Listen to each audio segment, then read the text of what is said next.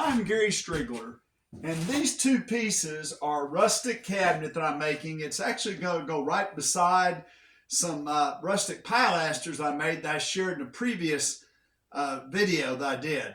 Now, the challenge was that there's some really cool antique shutters that are going to actually make the doors for this cabinet, but they are like within an inch of the full height of the room. So I couldn't make this cabinet one piece and tilt it up because it just wouldn't stand up. Thought a little bit about maybe cutting the shutters or something, but they have this really cool antique cremoni bolt that goes on the front of it. So I decided I've got to make the cabinet in two pieces, put it in place, and then mount the doors to it. And I decided I was going to use what I call continuous hinges or piano hinges because they give me the most strength. Now, fortunately, the shutters seem to be really laying flat. But the first thing that I had to figure out was a way that I could put this cabinet together and have it line up well. What I decided to do is in the top of, this is the base cabinet, to put a series of these dominoes in and leave them sticking out about 3/8 of an inch.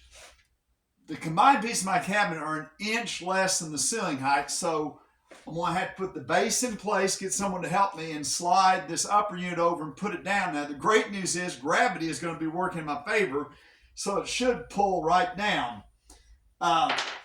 Anyway, that's kind of about the cabinet. Things are going pretty well putting it together. Again, it's all put together with dominoes so that I don't have exposed fasteners. I did in a couple places where they wouldn't be seen, use pocket screws along with the dominoes. And I put a tiny bit, like right at this shelf, I wasn't going to have any way to put any pockets or anything pulled together. So I put just a little bit of glue in those the holes for the dominoes, and clamped it together. But things are going really well, and I was just about to go drill for the adjustable shelves, and it struck me that, that with this rustic cabinet, that really might not look that good. So real quick, I mocked up a sample of this and sent it to my client. And this is kind of a historic way. It's not quite like the sawtooth shelf supports, but this is a way I've got a piece of furniture. My house is done this way. It's a half round shelf support. And these pieces, it's kind of one of the original adjustable shelves, just move up and down. The way that I made this was I took one piece of wood and laid out on 4-inch centers. I think it was about 3 5/8, 3 3/4 wide. And I'd set up a fence on a drill press. Now, you could even do it by hand. It'd just be a little bit harder. But I just drilled holes every 4 inches.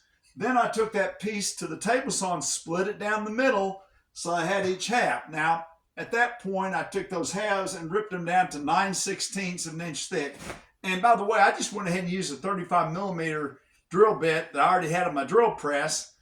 After I had done that, I took a piece of maple and laid one of those sections over and traced each end and went to a sander and got the right radius to where this piece would fit.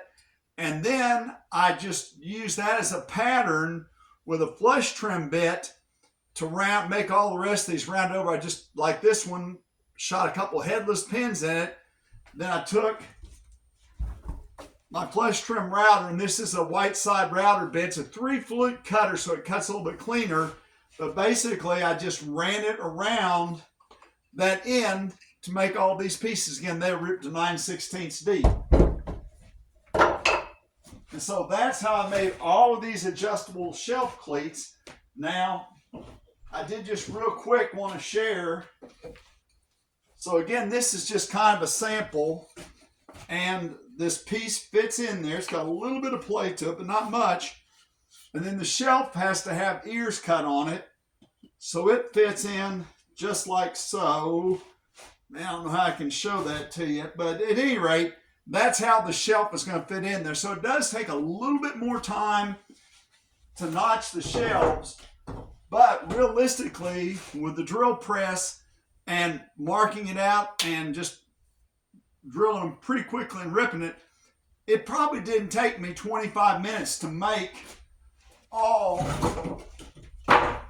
all of this molding I needed for the cabinet. Now, I said all, but I actually came up one piece short. I've got to go get one more piece of material. But anyway, it really went pretty fast, and making the cleats took maybe another 20 minutes. So I think that is well worth it for this great look, which really kind of matches up with the style of this cabinet.